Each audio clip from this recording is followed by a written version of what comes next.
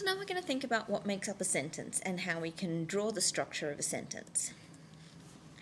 A sentence always contains a verb phrase, or a VP. And the verb phrase is also called a predicate. A sentence also always contains a subject. If the subject is overt, then it's always a noun phrase. What I mean by overt is physically there.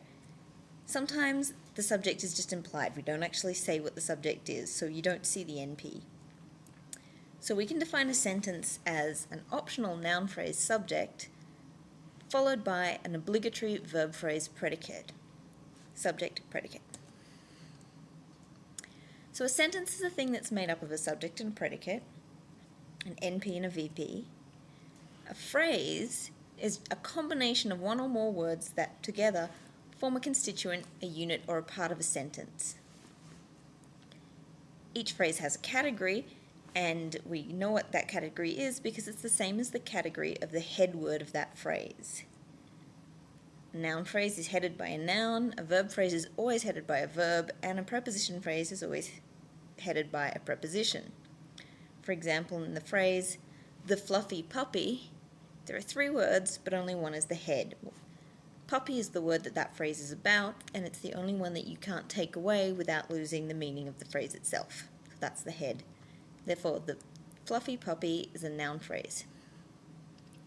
Let's look at a simple sentence. Tony slept.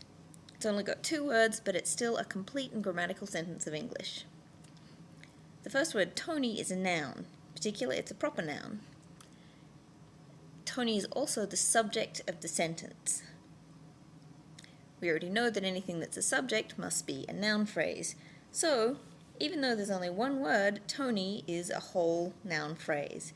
The same is true for slept. It's only a single word, but it counts as an entire phrase on its own, a verb phrase in that case. Okay, so now we want to draw the tree for the sentence Tony slept. You can draw your tree from top to bottom or from bottom to top. We are going to start at the bottom. We have the words Tony slept, and above each word we're going to write the label that identifies what category of word that is. Noun for Tony and verb for slept. Step 2, we now have to identify the phrasal categories. Tony is a noun, therefore it's part of a noun phrase. Slept is a verb, it's the head of a verb phrase. So now we have a noun phrase followed by a verb phrase, and we know that those 2 things go together to form a sentence, which we label S. Next, we connect up all the branches of our tree, and here is our complete tree. All these labels, the lettered labels, are called the nodes of the tree. The top node, S, is a branching node because it has 2 branching lines coming down from it, connecting it to the noun phrase and the verb phrase. And you can read that as meaning a sentence is made up of a noun phrase and a verb phrase because those are the 2 nodes that are connected to S. NP and VP are non-branching nodes because they each only have a single line coming down connecting them to a word in the sentence. So because there's only 1 word in the noun phrase, it only has 1 line and it's a non-branching node. N and V are terminal nodes because there are no more lines coming down from below.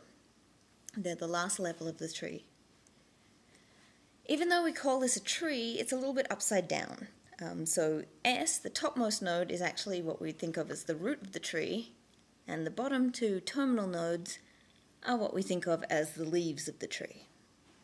So there's our complete and quite simple tree for Tony slept. Let's have a look at another simple tree. I slept. Same basic structure, there's only 1 difference. Now we have a pronoun as a subject instead of a proper noun. A pronoun is still a type of noun though, and because it's still the subject, it's still a noun phrase and we don't change the structure of the tree. Here's another quite simple tree. Now we have a subject that has 2 words, a determiner, the, and a common noun, puppy. So what this means is now we have a complex phrase as the subject of the sentence. It has 2 whole words in it, and the node NP is now a branching node. Still the puppy is still a subject and still a noun phrase. Here's an even more complicated one. So now we have the subject is a long phrase that contains a bunch of modifying words, but they all still just modify puppy. Puppy is still the head word there, the noun. So we have one big complex noun phrase.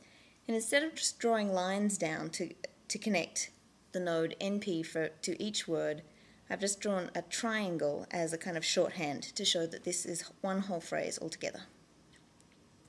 It's still a subject and it still just makes a single NP. So subjects can be really long.